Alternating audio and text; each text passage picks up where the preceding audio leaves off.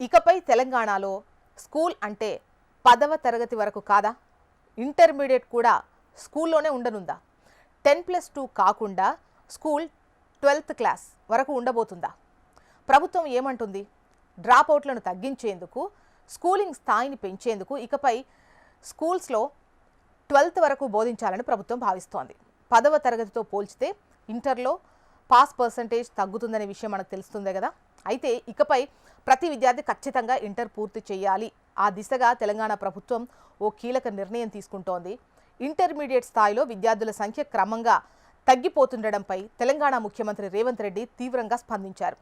10వ తరగతి పూర్తి చేసిన ప్రతి విద్యార్థి ఇంటర్మీడియట్ విద్యను పూర్తి చేయాల్సిందే అన్న దిశగా చర్యలు తీసుకోవాలని ఆయన స్పష్టం చేశారు.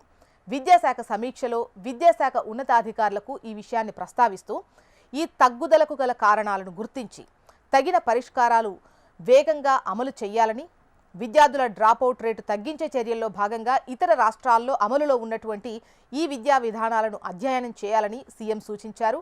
కొన్ని రాష్ట్రాల్లో 9వ తరగతి నుంచి 12వ తరగతి వరకు విద్యా పాఠశాలల ద్వారా కల్పించడంతో విద్యార్థుల మధ్య తరగతులు మానేసే సంఖ్య తక్కువగా ఉంటోందని అధికారులు చెబుతున్నారు.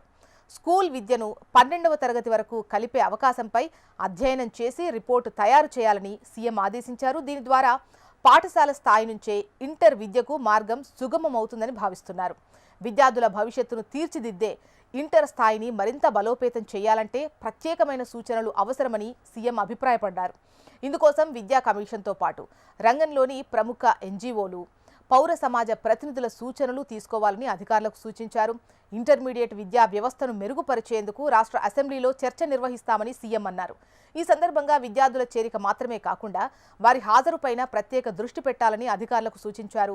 ఇంటర్లో చేరిన విద్యార్థులు తరగతులకు రెగ్యులర్గా హాజరయ్యేలా చర్యలు తీసుకోవాలని చెప్పారు. ప్రస్తుతానికి ఇంటర్ పరీక్షల్లో సగటున ప్రతి 3 విద్యార్థుల్లో ఒకరు ఫెయిల్ అవుతున్నారని అన్నారు. ఈ పరిస్థితిని మార్చేందుకు 100% పాస్ రేట్ లక్ష్యంగా పెట్టుకోవాలని అధికారులకు సూచించారు. ఇతర అభివృద్ధి కార్యక్రమాల నేపథ్యంలో ప్రతి నియోజకవర్గంలో ఏర్పాటు చేయనున్నటువంటి యంగ్ ఇండియా రెసిడెన్షియల్ స్కూల్స్ డిజైన్స్ను ముఖ్యమంత్రి సమీక్షించారు.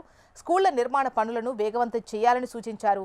ప్రతి పాఠశాలలో భారీ జాతీయ పతాకాన్ని ఏర్పాటు చేయాలని ఆదేశించారు.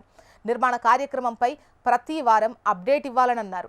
అదేవిధంగా వీరనారి చాకలి ఐలమ్మ పేరిట ఏర్పాటవుతున్న మహిళా విశ్వవిద్యాలయం నిర్మాణ ప్రణాళికను కూడా పరిశీలించి టెండర్ల ప్రక్రియను త్వరగా పూర్తి చేయాలని సూచించారు సీఎం రేవంత్ రెడ్డి.